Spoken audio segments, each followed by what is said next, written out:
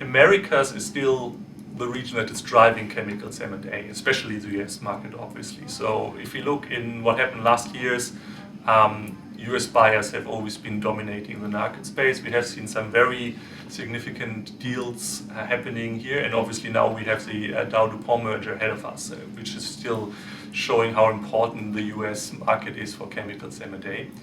Partially also driven by what we've seen on the feedstock side. So with the new cheap feedstock from shale gas, there's a lot of activity which is connected to this new chemical industry in America. Europe has been relatively flat over the last couple of years. The valuations are a little bit down from what we've seen historically, and it's more on the target side. So we have seen some acquisitions into Europe recently.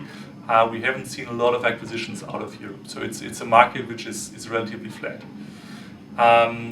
China is a fascinating story. I mean, China has evolved from being a very small player in the global M&A space to the clear number two, just slightly behind the US.